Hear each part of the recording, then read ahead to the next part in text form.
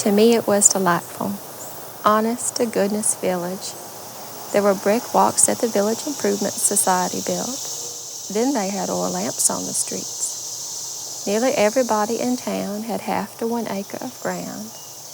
There was just a delightful atmosphere. I still can't get over it. I still say, I'm going to the village.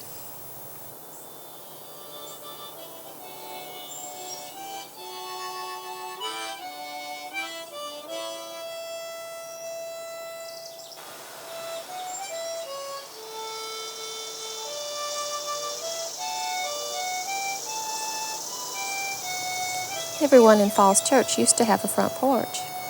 I would love to just sit on my front porch watching the world go by, or just being still.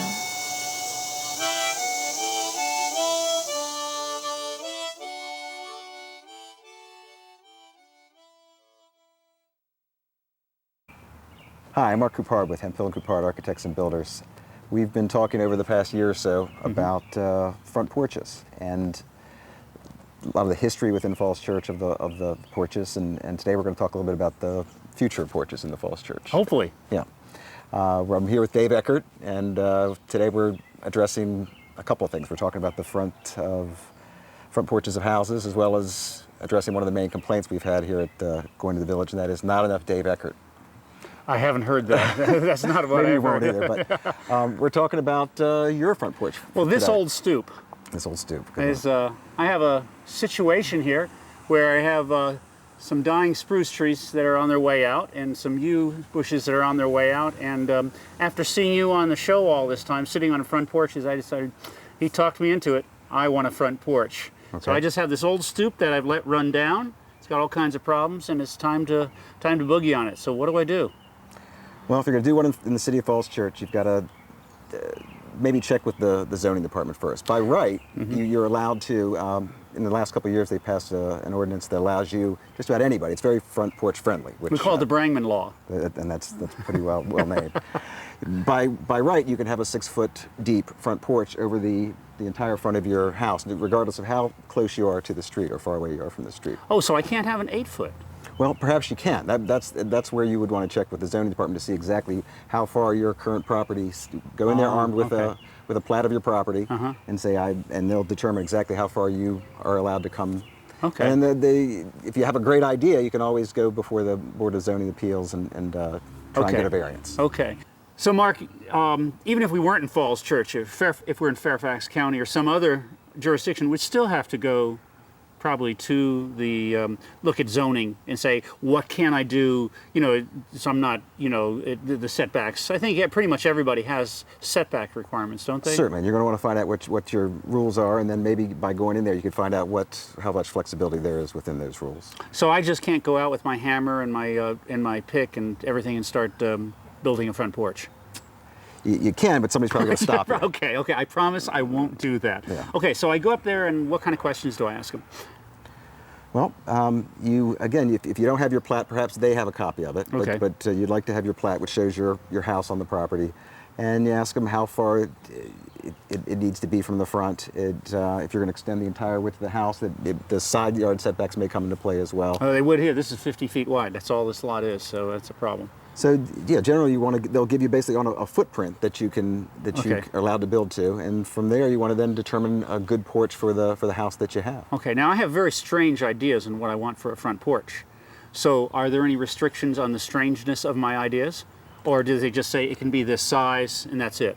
Well, no. The size, regardless of your tastes, is more or less set. Although you may find that the more attractive your porch design, at least is to the people on whatever board you are, the more likely they are to give you some leeway in terms of a variance. So if you go forward with a very nice composed drawing that shows the front porch, and explain exactly what you want, they're more likely to understand. So do I draw it on charcoal, or do I hire an architect and have them lay out the plan? How do I do that? Well, oddly enough, I believe in the value of an architect, and I think that you in talking with one and using their experience and their knowledge of building types and just general composition, you can at least at the first level, come up with a sketch that Okay. can help get your point across to a Board of Zoning Appeals or a code official. Okay. So what are the parts of a porch that I have to be considering now? Say I'm going to say, okay, I want a porch.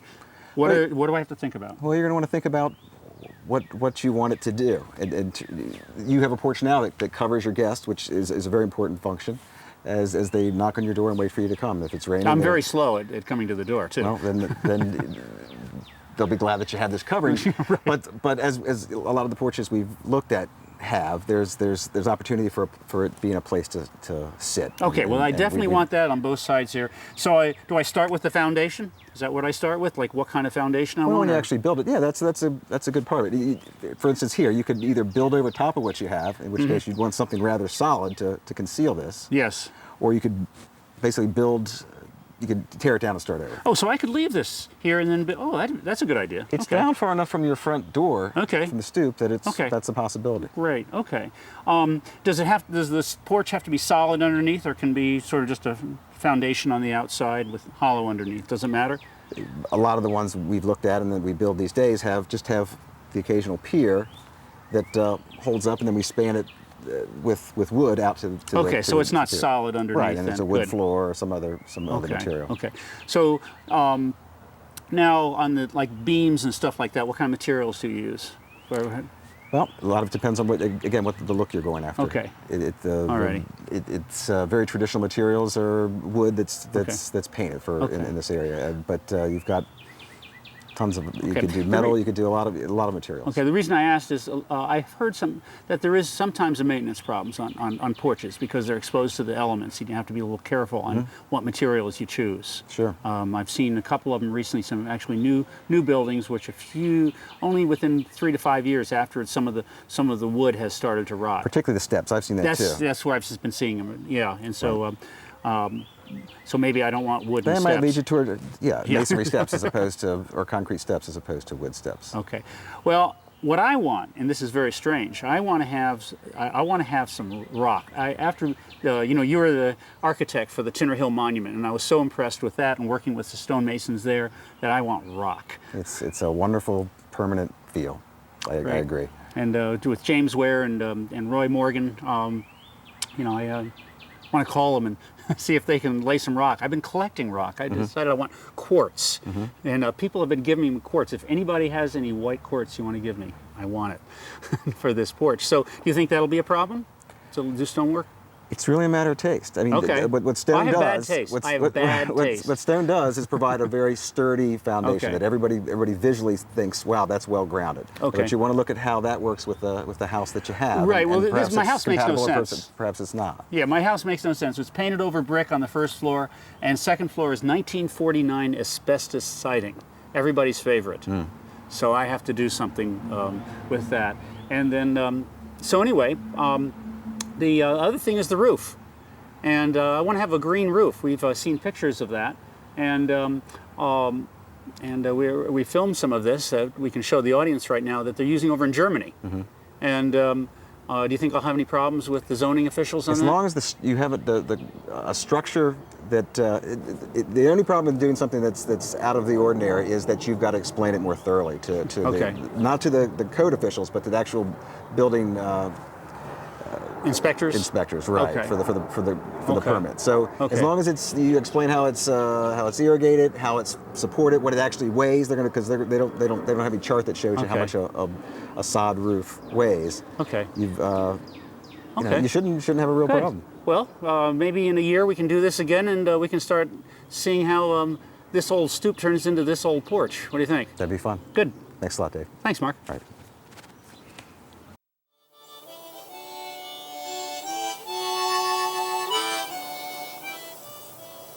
Nearly every street in Falls Church was arched over with trees. You walked under a bower. That's what made Falls Church so attractive.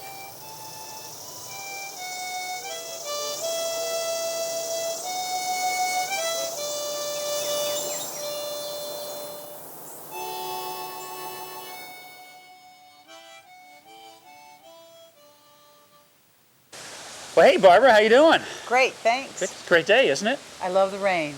It's May in the city of Falls Church with a lot of rain. It's been thundering. Hopefully we get some good sounds out of this. And in back of us we have, what do we have? We have Yellowwood, Cladrastis lutea. Cladrastis lutea. I thought it would be a good first name for a boy, but Buck, I think, prefers his name. Like, hey, class, how you doing? class. Okay.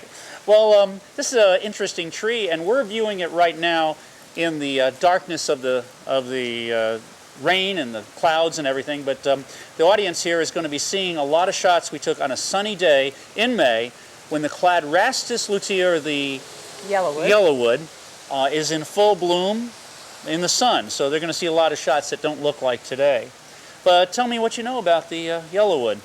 Well, the Yellowwood is native, and it's a beautiful tree because the canopy of it is so broad, and it's as broad as it is tall, much like a lot of people these days. Oh. But what's wonderful about them is that about every 2 or 3 years, they really have a much better bloom, and this year I think was exceptional. I know that I have one that the racemes are anywhere from 8 to 12 inches long, and each of those little white flowers is about an inch. And the fragrance is really wonderful. It's sort of a mix of lots of different spring flowers, but it definitely smells like a spring flower. It's not overpowering. Yeah, that's a good word. It's not overpower phrase, because it isn't a real strong, but when you put your nose near it, it's just wonderful. Yeah, it's almost like some tropical gardenia mixed with, it just is really a nice fragrance. But the beauty of it is when the flowers fall like that in such profusion, it almost looks like a wisteria or something. Right. In fact, isn't it distantly related to the locust? And yes. Locust has one of the greatest flowers. A lot of people don't like that tree, but the flower is overwhelming. Right. Now, you said something about the flower about every 3 years, and I've been a little confused on that. Does that mean that all the fringe trees come out every 3 years together? You mean the Yellowwood? I mean, yes. Yellowwood, thank you. Yeah. I get them mixed up. Right. All the Yellowwoods come out at once? I mean, like every Yellowwood will on every third year, or is on No. 1 year one Yellowwood? And, Right. Well, and over in Cavalier Park, we have a beautiful Yellowwood that's in full bloom right now, and the one next to it has about 3 clusters of flowers on the whole tree, and yet that's fully leafed out. And Right. It's a really interesting paradox. Right, it is. And I've noticed that this tree that I have, it doesn't really flower in profusion that frequently, so maybe every 3rd to 5th year. It isn't anything you can time. It's just something. It's like when oaks have a lot of drought and stress, they'll produce more acorns. Okay. I don't know if it's related to that or not. Okay, well, you know, like we're right in front of the community center, Right. and looking across from the community center at the Veterans Memorial, and Right. that beautiful Yellowwood was planted right next to the Veterans Memorial there, the plaque. And so if people only rely on this one, they'll say, oh, it's not blooming much. Right. But if they go down to Cavalier Park, where you suggested we planted Yellowwoods back in 1992, we planted a couple of groves of them. And they're, you know, a couple of them are looking really good now. And you can see from one to another how different they are from year to year. And it's quite a place. I recommend everybody goes down there and sees that. Why don't you growth. tell them exactly where Cavalier Park is for those people who are new to the city? If you go down South Maple Avenue from Right. Broad Street, past the 2 bowling alleys that are currently there, Right. and at the end of that, just before you come into South Washington Street, there's a little parking lot there, and there's no sign anymore that says Cavalier Trail Park, but you pull in that parking lot just before you get to South Washington Street, and then on the other side of the stream, there's a number of groves, what we call the Upper Grove Right. and the Lower Grove, and they can see quite a few. Now, there's other kinds of trees down there, so they have to look at this show so they can identify a Yellowwood. So if you were going to identify a Yellowwood, what would you look for? Help them out on what do they look for? Well, they look for a compound leaf, meaning it has many little leaflets on it. It's Okay. alternately leaf, so that it's one leaf, next leaf, this leaf, next leaf, next leaf. It's pinnate, which means it has little pin edges on it. Oh, okay. Little like toothed edges. Right. It is sort of a medium to light green, I think, compared to a lot of other trees. It's very green, but it's not a deep, deep green in color. And the bark is very silvery, and it's very vase-shaped. In other words, there's multiple trunks in many cases, and they recommend when they're young trees that they be pruned so that they don't have cross branches, you know, really keeping an eye on that, because they are sort of shrub-like when they first get started. So if you see it's a short trunk, Right. and then all of a sudden it splits up into about 5 or More, yeah. branches that just jump right out. Exactly. And it forms a beautiful canopy. If you walk under it, you feel like you're like under a porch. Yeah, you could have a family reunion under the big ones. Exactly, yeah. And exactly. nice shade. Now, most of the ones I've seen grow up to about 20 feet, but you said you've seen them taller? Yeah, I have one that's about 30 feet. It was planted probably, about 20 years ago.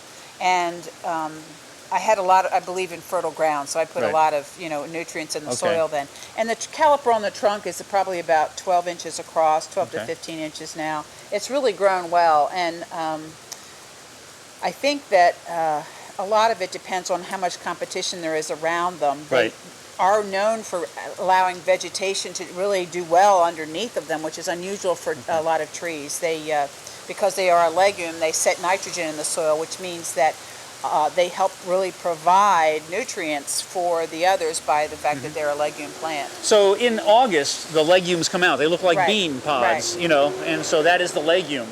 And so, and then I guess the flower comes out in May. Right, May, June. Sometimes it depends on our summer, but we've had that sort of strange spring this year. Very strange. Yeah. And so the ones in Cavalier Park were planted almost 10 years ago in the worst possible soil. You can imagine they're still doing great. Yes. Yeah, we had to use picks to get into that. Exactly. And they are doing great, actually. And now there's an interesting story that we were talking about on how this was discovered by André Michaud back in French botanist back in 1796. He was riding his horse through Tennessee, and he discovered a lot of plants. And it was in February, and it was a rainy day like this, and raging creek right around him, and he saw this one tree which had this split trunk like we're talking about, and it didn't have any leaves on it, and he recognized how great a tree this was, and he took the roots, some root clippings, and some he cut off some saplings also, and sent them back to Queen Marie Antoinette. And she lost them. And the poor guy never found another Yellowwood. And he died, and then his son came back looking for him, and Francois found it, and then that's why we have all these Yellowwoods, because they're actually quite rare in the wild. And you generally won't find them in the wild around Falls Church. Right. I discovered them years ago. A friend of mine who was a nurseryman, it was his favorite tree. And I bought a bunch of whips, which are just little sticks like you get, and I put them in the ground. And they're not very vigorous when they first start out, so you really do sort of have to leave them alone, and then they seem to do fine. But they're a wonderful tree. Well, they're called Yellowwood because of the wood, and they used to make a yellow dye. They'd take the roots primarily and chip them up with an axe, and then they would boil it. Right, and make a tea too. They make a tea. I didn't know that. A tonic, yeah. Whoa, that's scary. I'm not sure. I don't know if I recommend that. Back in the old days, they did a lot of it. It makes a nice salve for the skin. Evidently, it's sort of a tonic for the skin. Oh, okay. Because like witch hazel is. When you say an internal tonic, that kind of scares me. No. Yeah, right. Yeah. I don't like anybody to think that don't take it internally. Yeah, please don't. But this is a great tree. I really recommend that people. Vibrassus, yes. Yeah, it's one of my favorite trees. Yeah, it's my top two. That's one of them. Okay, give it a 5 on the 5 scale. Yes, ma'am. 5 up. Sir, excuse me. Whoa. That was a generic, wasn't it? Yeah. Right. I guess, sir. Yes, ma'am. Right, good. Well, Yellowwood, Cladrastris lutea. Right. Thanks, Barbara. Thank you.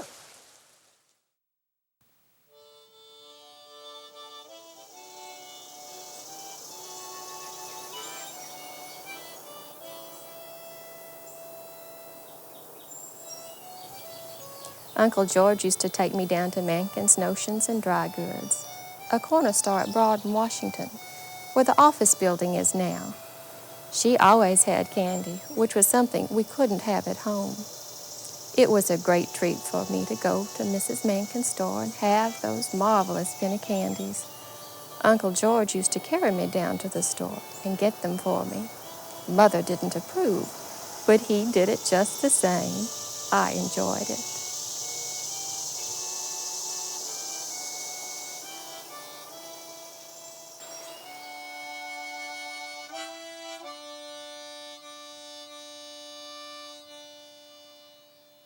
Hi, my name is Mike Diener with Diener & Associates Certified Public Accountants, and today we're at Caffeine's, which is located at 709 West Broad Street.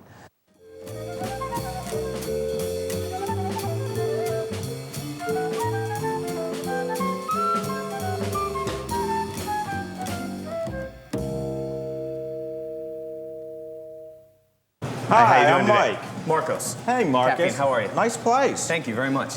Can you tell me something about it? How Sure. long have you been open? We've been open since March 30th, almost 2 months now.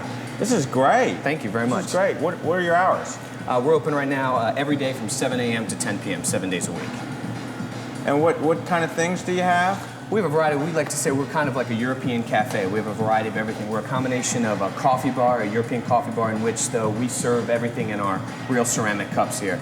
We like to get people here to sit down at the table, etc. Then we have an assortment of fresh pastries that are delivered daily.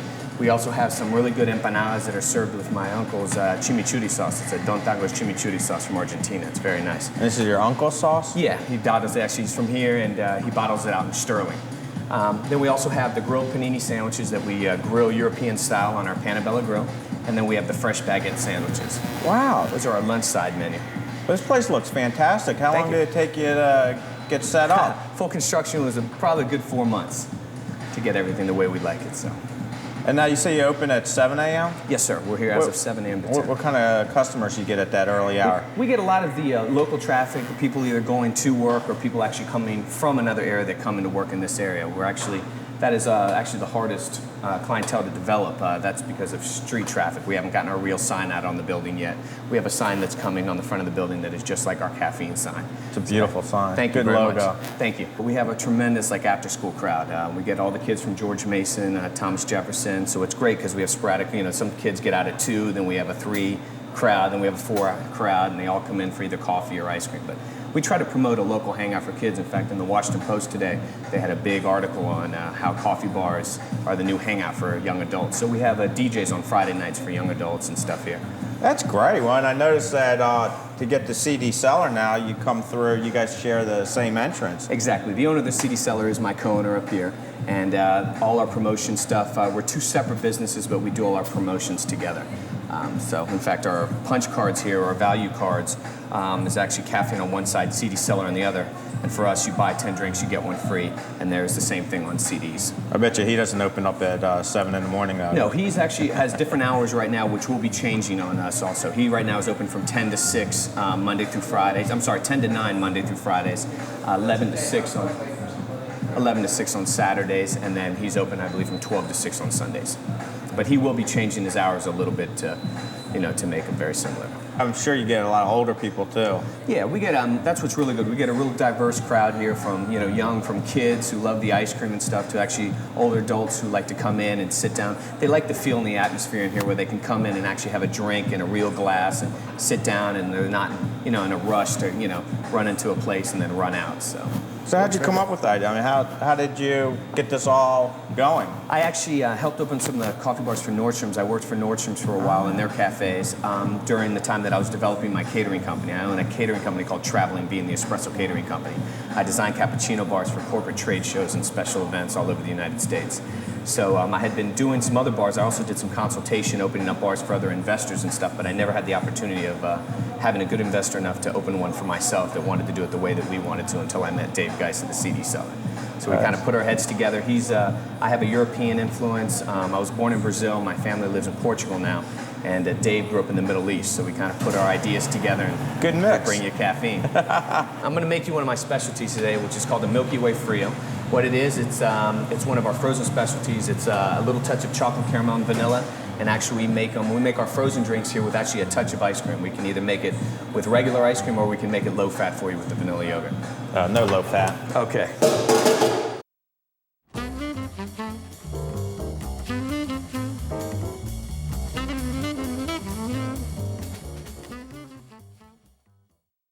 What do these young people wear the most of? I'll tell you, our 3 specialties are, Milky Way latte is kind of our house specialty here.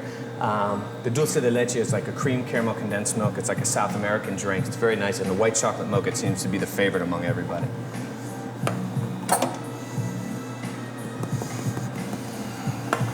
There you go. Oh, that looks excellent. Milky Way latte. Gotta give it a try here.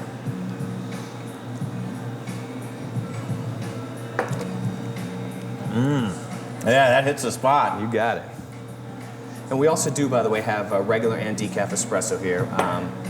You know, we have a lot of stuff. The drinks that seem to be the most popular for the young adults here are our smoothies. We do a variety of different fresh fruit smoothies. We have about 8 different flavors. We do the fruit freeze, which is just the product with ice and water. And we also have the smoothie and the low-fat smoothie.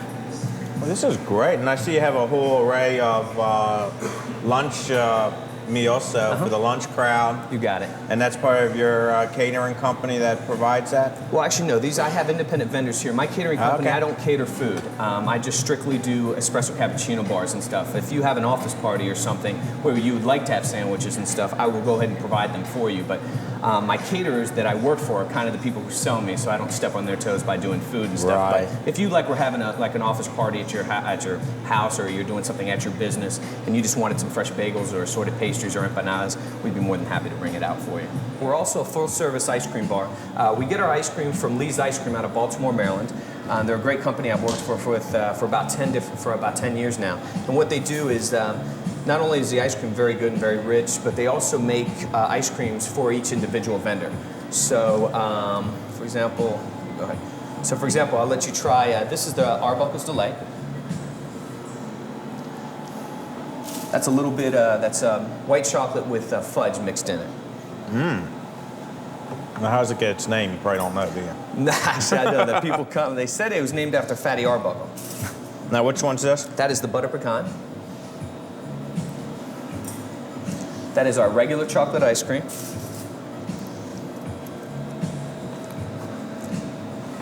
That is our coffee ice cream, which is actually made with our fresh brewed coffee here.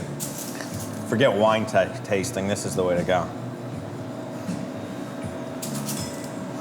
This is the cookie dough. It's hard to keep up with you. Oh yeah, I hear you. This right here is the Death by Chocolate. This is our Heath Bar Crunch. This is our Kahlua Fudge Swirl. That is our Mint Chocolate Chip. This is good old Mom's Apple Pie. This is our Mud Pie. That's our Oreo ice cream. This is our Peanut Butter Blitz. That's our pistachio ice cream. Pralines with cream. Rocky Road. More? That's our strawberry ice cream. That's our strawberry cheesecake. It's our traditional vanilla. Then we get into our yogurts. We have a double chocolate yogurt. We have our coffee fudge swirl. I'm getting quite full here. Then we have our sherbets and our sorbets. We have an orange sherbet and our red raspberry sorbet. And last but not least, I'm going to make you one of our flavor bursts. So our flavor burst is a new system out that is actually very new. What it does is it combines a flavor onto the outside twist of our soft serve. We carry our soft serve ice cream, which is a vanilla, chocolate, and swirl. And then we also have 8 varieties of our flavor bursts. Which is your favorite? Wow. I'll go with black cherry. Black cherry.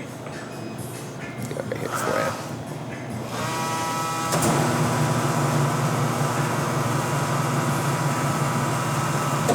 Oh, wow.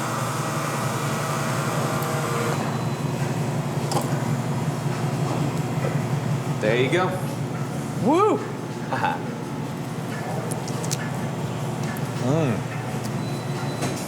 Who needs lunch? Now, along with all our soft serve ice cream, we also have a variety of milkshakes, floats. We also have like the fresh fruit smoothies that we had talked about. What's good about our fresh fruit smoothies is they are energy drinks. They are a jet tea base. It's a green tea with a combination of any one of the 9 different flavors that we have. Well, this is great. This is great. Well, thank you for taking time out today. My pleasure. It's been my pleasure.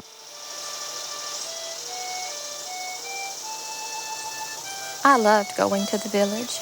Everybody knew everybody.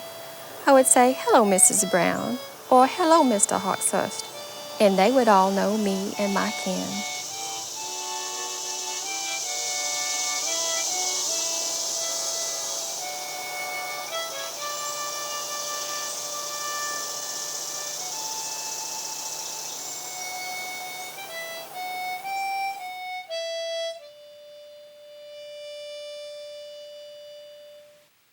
We're here with Mr. John Jackson, one of the most famous blues musicians in the world, and definitely the most famous of the Piedmont blues musicians.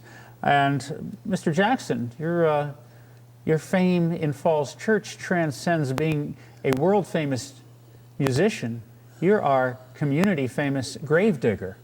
Yes, that's right. I started digging graves in September of 1954 here in Oakwood Cemetery, and of course I did go around the Falls Church in Fairfax County, maybe. Oh, well, Yeah. Oakwood Cemetery, now that was quite different. It's most different, because Coon Ford wasn't known. Back then they had a huge big arch with iron gates and a blacktop road that came through right where Mr. Coon Ford is now. So the Oakwood Cemetery actually owned that where the Ford and Dodge place is. Absolutely was. And they had that big arch. Now that was, somebody told me, maybe you did, that was built by Joseph Diener. It was a granite arch with iron. That's right. I have no idea, who built it, anything like that. Yeah, but Joseph I know Diener. it was, Yeah. certainly was though. Yeah. It was. Well, tell me about when you how did you dig a grave in 1954? By hand with a pick and shovel. Even in the winter? Oh, yes, indeed. If the ground was froze so bad you couldn't dig in it, I'd take an axe and cut the top off and cut through the frozen ground and get that out of the way, and then I'll just go and dig it. Now that area was the first Methodist church in the area, Fairfax Chapel, and it's been used as a graveyard for centuries. And there also was where an encampment was during Civil War. Do you find anything interesting in the ground when you dig? I have found quite a few mini balls in over the years digging in now. Now, does that mean Civil War or Revolutionary War? Absolutely. What does that mean? Civil War. Civil War. Yes, I found lots and lots of mini balls in now. But you hardly find anything in the mud. Oh, I see. I used to find lots and lots of mini balls, but haven't found anything. Coins or anything I like that? have found coins in there. I found one big 1-cent piece, and I found one 1853 half dime, and then lots of pennies and nickels and dimes and new money. It's Okay, not real old on those. So what's it like digging in this ground? Is it a hard clay, or do you find? No, it's not hard clay. It's real good soft digging up behind places, and then you hit a little hard pan some places, and sometimes you hit a little bit of rock, but very little. Okay, And, that's high ground up there. It is real nice ground in places. Some much better than other. But I have never hit no real hard clay anywhere in so far. What about some of the other graveyards in Falls Church? Now you said that you did the Falls Church Episcopal. Tell me about that. Only one right down Right. there. That's real nice digging in now. Now, long as I've been digging, I only dug 2 graves in that cemetery low. And I had no idea who the people were, but I dug them by hand, and I had no trouble digging them up. I didn't hit any rock, anything like that. That was in the 50s or? It was about 1954, I believe we had one, and Alamo may have been in the 60s that we had done. Mr. Pearson Funeral Home had both lows. Mr. Pearson was the only one around here now. Interesting. Now, you said St. James Cemetery up on Oh, a that's graveyard. awful hard digging in now. Now, you hit bank gravel and some real hard clay in now. You get the top off about 1.5 or 2 feet, and then you hit that real hard pan. And you have to have a good sharp pick to get through it. Do you have to charge a different price considering where the No, graveyard sir. is? Same price We anywhere. get the same price for one you do for the other. Now, another graveyard that I talked to you about was the Galloway United Methodist Church up on Annandale. Right up here where you found the pipe. Yes, and the mini balls and less you hit rock and now, but it ain't tight rock. Okay. Now you hit rock and now, but you can work with it because it's not real tight rock. I see. And this hair's good there. It's real red looking sorrel in now. But you can dig it. I never had too much trouble digging in now. And then there's the Second Baptist Church just off Annandale Yeah, also. that's right. But less good digging in now. It's good soft ground in now. It's no hard pan. Now, those are all very old graveyards. Those are not new graveyards. People have been buried there for well over 100 years. Yes. Well over 100, if not 150 years. Now, You told me a story once about finding when you were digging, finding it was a brewery, an old brewery, and that was near the Second Baptist Church? It is, just going up before you get to the Baptist Church, while that second new house is built on the left going up. Right. It was, you never saw such a pit. They said it was an old brewery a lot of years ago, and that's where all the people dumped all the bottles and trash and now. So you got some of those? I got some of the bottles, but it was one fellow named Gene Byers. He come on and just got baskets and tubs full of them out of low. How old do you think those bottles were? All the bottles was at least 100 years old or something, because some of the cans had 1858 on them, you know, blue mason jars. It was lots of them found and not what wasn't broken up. And some of the bottles, the drink bottles, like a Coca-Cola, some kind of, even had a marble down in some of them. Some of them even had marbles in them. They was real old. Some had Baltimore written on them. Some had Alexandria, Virginia. Some had Washington, D.C. I mean, New Jersey, you name it. Anything Falls Church on it? I don't remember what it was in it with Falls Church. It could have had been. It could very well could have been. I didn't, look at all the names on them. I did some Civil War hunting when they tore down that big brick house while those two new apartments went in. That's been 10 years or more ago. And then, they moved the house right up on the main street from mine. And we found some mini balls and a bunch of stuff in there, some eagle buttons and all in there from the Civil War. And which I wasn't digging graves or anything, we was just looking for the metal attack. Right. And that's about all the digging I did around here, other than while they building that big office across from Mr. Pearson's funeral home. I found the eagle breastplate there, and a few mini balls, and that was it. Well, Mr. Jackson, you're a highly sought-after musician. You travel the entire world performing at big events and, in the United States and all over the world. How do you juggle this with owning a grave digging business? Well, it both worked very good. When I wasn't playing music, I'd be digging graves when it was one to dig. And when I wasn't playing music or grave digging, I always had something else to do, some kind of odd job or something to do. Are you the only performing, well-known blues musician you know that's a grave digger? Well, somebody said Tom T. Hall was a grave digger. I don't know. It's another fella who I played with sometime was Undertaker. And his name is Eddie Pennican from Kentucky. And I met him through by playing music. And he's the only Undertaker I know was in the band. Well, I have a couple of your CDs here, and on one of them, it's called John Jackson, Don't Let Your Deal Go Down. There's a song called Graveyard Blues, and I was wondering if we could end this segment. You have your John Jackson, very own John Jackson guitar with you. I guess it's okay to go ahead and tune it. And could you give us a little rendition of Graveyard Blues? It's on Sure, I'd be Don't glad Let to. Your Deal Go Down?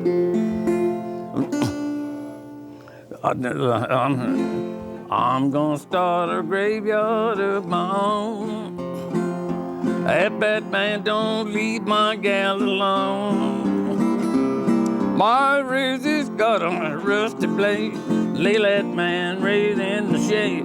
I'm gonna start a graveyard of my own. I went down to the barroom door the other night.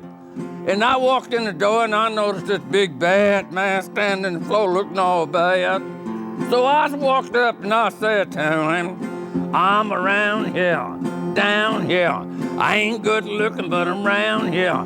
Ain't nobody gonna drive me away. I'm not bad.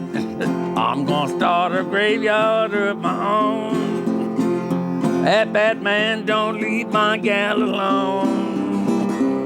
My razor's got a rusty blade. Lay that man right in the shade. I'm gonna start a graveyard of my own. I went back downtown feeling both quiet. I met that ugly scamp down there messing with my wife. I whipped my razor and I hit him a crack on his overcoat. His shoes made a noise, said, you can have the coat, but I declare I got to go. I'm gonna start a graveyard of my own. That bad man don't leave my gal alone. My razor got on a rusty blade, lay that man right in the shade. I'm gonna start a graveyard of my own. I went down to my gal's house, so, and I knocked on the door. And about that time, that dog Henry come running out of low, huh? He asked me, he said, what you want, have ye, huh? I come down here to see my gal, sir. Who? Your gal? Well, you see who is playing the cards, yeah, huh? I'm gonna start a graveyard of my own. That bad man don't leave my gal alone. My razor's got on a rusty blade, lay that man right in the shade. I'm gonna start a graveyard of my own.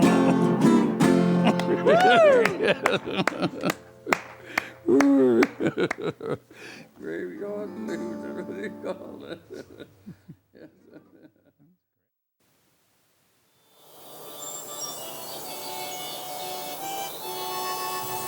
I heard music everywhere in town. A lot of folks had pianos and other instruments in their homes, and I could just walk up and down the street and hear people playing pianos and violins and singing. Some fellows were always sitting on the front steps of the stores down by the crossroads playing harmonica. Of course, there was music at church on Sundays and Wednesdays. A band always played at town picnics. One of my favorite things was dances at the Oddfellows Hall.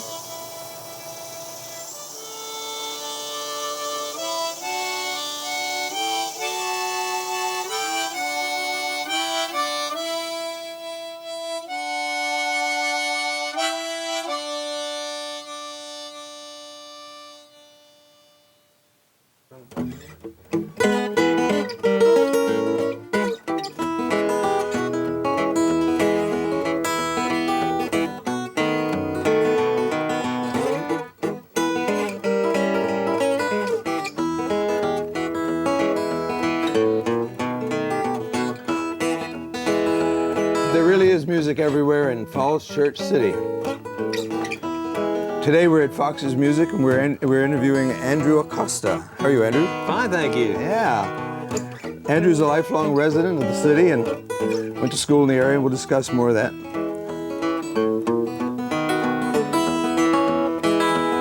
Oh, let it rain, let it pour, let it rain a whole lot more, 'cause I got those deep river blues. Let the rain come on down, let the wind sweep the ground, 'cause I got those deep river blues. All right. Andrew Acosta, ladies and gentlemen. He's with the new Old Time Pickers, Falls Church City. How are you doing, Andrew? Very fine, thanks for having me here. Good to see you. Good to see you. The new Old Time Pickers is a bluegrass band. If you didn't see that, hear that. How'd you start? Tell us about your background. What school did you go to? Well, I grew up here in Falls Church City. I went to Madison High School, which is no longer here, and lived right on Maple Avenue, just a couple blocks from the store here. And then on James Thurber Court, went to George Mason High School, graduated in 1971. About 13, 14 years old, I guess, when the Beatles and the whole thing hit in the early 60s, and quit playing basketball and started playing the guitar. Wow. Pretty much, and that's I've been playing ever since. Really enjoy it and have learned a lot, met a lot of good people, and it's just helped me make a lot of friends. And Well, you know, Virginia is kind of a hotbed for bluegrass, and there's certainly a lot of stars in this area, including yourself. Tell us some of your heroes. How did you really get started? Well, really, it's ironic in that when I started my first band in about 1974, and we wanted to play professionally or play in the clubs, we went to the Annandale Grill in just down the road, and we talked to Benny and Valley Kane, and they had the premier bluegrass band in the area. They had been playing for many years, even then, you know, starting in the 50s. They were originally from Berkeley Springs, West Virginia, but they lived in Falls Church right off of West Street. And their son was a friend of ours, and we went to see Benny and Valley, and we asked them who to talk to about playing at the Annandale Grill. And they, both Benny and Valley, helped us to get our first job. And it began really a long friendship I had with both their son, Paul, and with Benny and Valley. How did you get into, how did you actually start playing the guitar? Did you teach yourself? Did you have an instructor? Well, I come from a pretty large family. You know, there was 5 of us. And my dad came home one day with a folk guitar for my older sister. Right. And then my older brother picked it up and began playing it. So it was just something that was in the house, you know, from the time I was about 10 years old. And he played in bands in high school, and there was always equipment and guitars around, and I just... Is this one of the original ones? No, this is one that Benny left me. And this is a 1935 Martin 00028. Benny was a collector, and back when they were more available and cheap, you know, less expensive. And as I got to know him, and as he was the last remaining member of his family, and I helped. Well, one thing I helped with Benny, and this is something that Falls Church people would probably remember. About 4 years ago, I had Benny sit in with me while I was playing in the concert in the park. Wow. And that was his last public performance. So he, you know, he helped me, and I was lucky enough to help him to keep playing even towards the end of his life. And he left me this and the mandolin that I'll show you in a few minutes. Well, as well. wait a minute. Let's talk about the summer concerts. I know you're going to perform this year on July 12th, the Old Time Pickers, the new Old Time Pickers with Andrew Acosta. Yes, we're going to be doing that, and we'll be playing some songs off our CD, which we recorded on Park Avenue at Q Studios. I mean, it's just a local phenomenon, the whole thing, and that I just knew that Q had a good studio there, and that we were ready to record a CD, and we had a 82-year-old fiddle player from Westover area of Arlington, Speedy Tolliver, who I had met a couple years ago, and we just went in there, and I'm really happy with the results. Yeah, there's so much to talk about. The audience should remember there's the 7 performances at the summer concert starting on June 21, including the Airmen of Note, Miles Mingus and the Monk. I won't go on with that. We're getting ahead of ourselves. I want to see your other vintage instrument here. Okay, well... By the way, we're a Martin dealer at Fox's Music Store. Yeah, and I spend many happy hours in here. I also was in here just a couple years ago when I overheard a conversation about a lady asking about, did you buy, you know, vintage or old instruments, and fortunately she was given some good information by the clerk, but I talked to her and bought my first Gibson mandolin from her, and that was about a 1916 A4.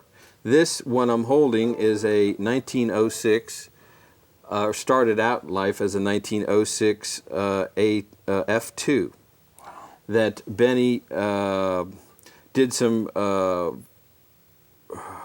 customizing on. And he had Joe Wallow, a craftsman in Arlington, put a new neck on it. And Benny did this inlay. Mm-hmm. And This is just a treasure that, I mean, it's really a one-of-a-kind instrument. Let's hear it.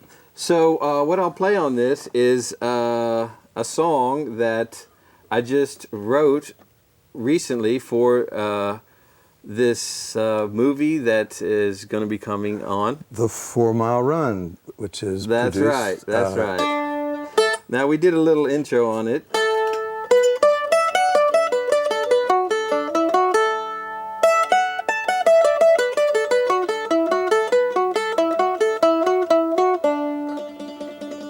That's the water trickling through the 4 Mile Run. All right.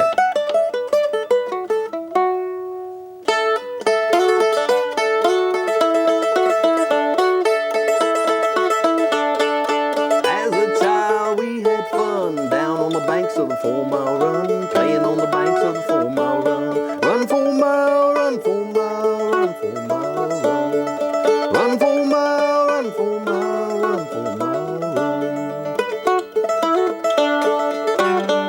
Well, I hope my daughters and my son can take their kids down the 4 Mile Run, play on the banks of the 4 Mile Run. Andrew Run Acosta. 4 mile, run 4 mile, run 4 mile, run. Andrew Acosta, the new Old Time Pickers. His CD is available at Fox's Music and elsewhere, and we're looking forward to the movie that's being produced on the 4 Mile Run. Okay, well, I hope it comes out good. I know it will. Thanks, buddy. Thank you. Take care.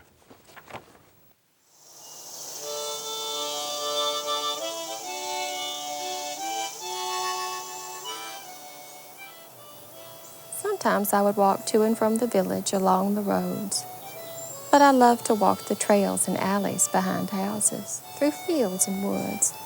It just seemed more special.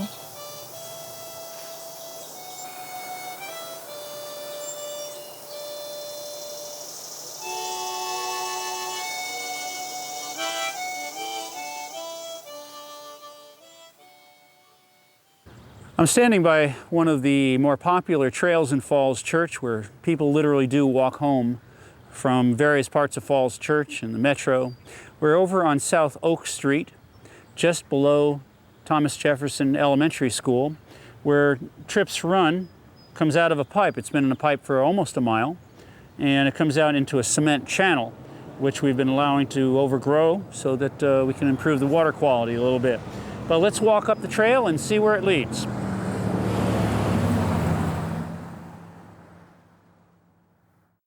Okay, as we come from Trips Run, we come to the fire hydrant and take a right-hand turn and walk under the white pine tree. Some of us will have to duck a little bit.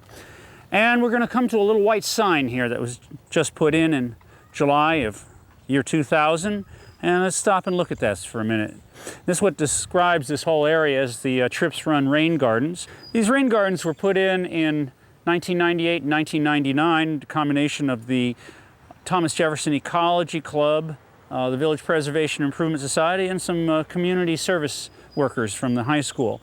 Let me read the sign.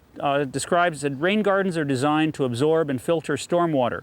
In the Trips Run Rain Gardens, grass-covered clay has been replaced with native shrubs planted in a bed of highly absorbent soils.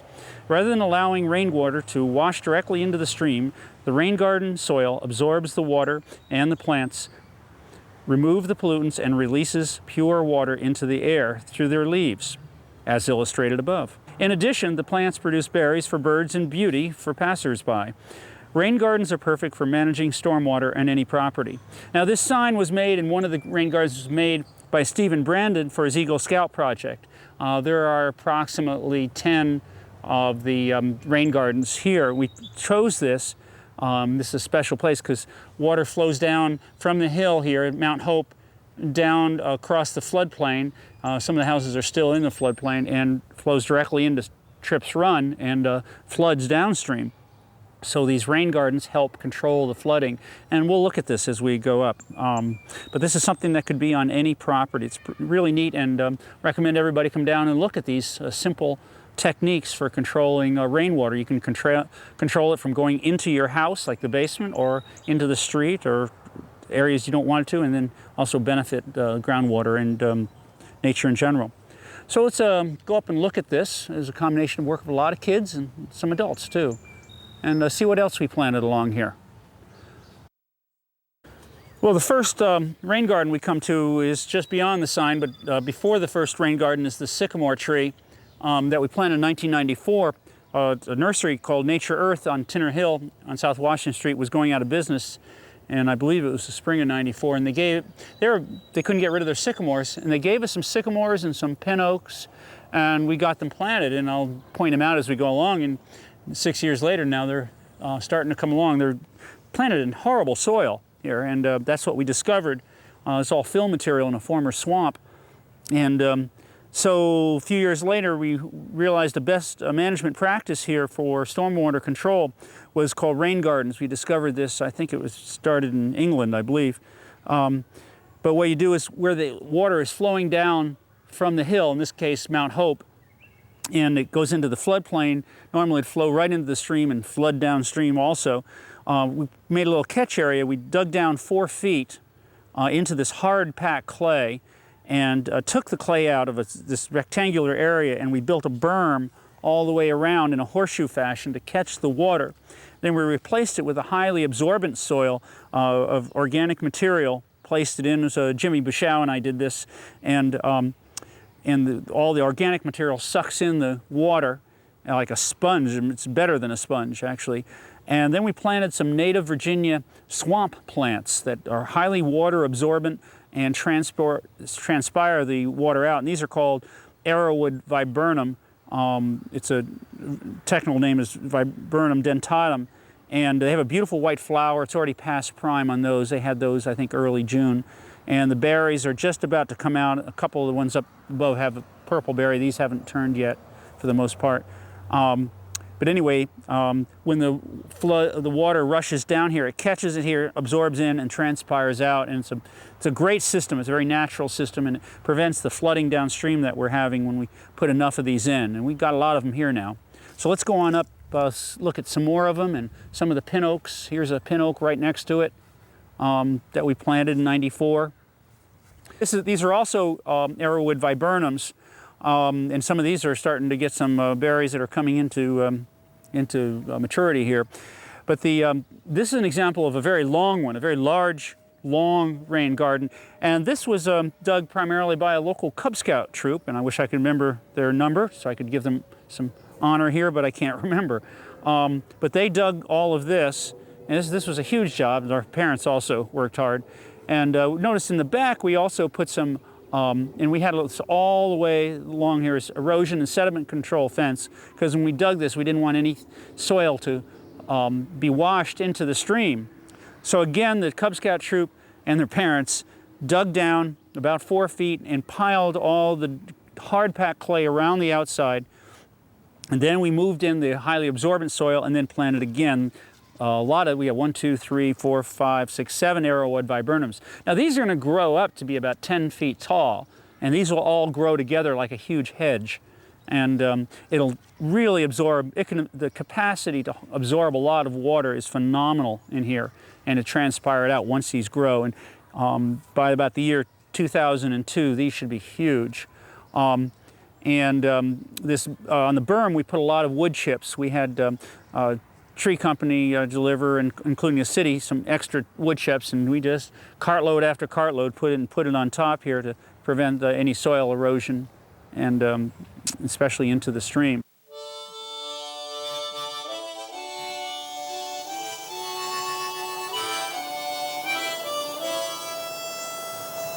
One of the most interesting things to me is that right in the middle of Falls Church, right in the middle of one of the fastest urbanizing areas anywhere, we have magnificent old houses and trees, beautiful music still in homes and on the streets, marvelous places to gather, and trails to return home on. It makes me wonder why these wonderful qualities of village life remain here in Falls Church.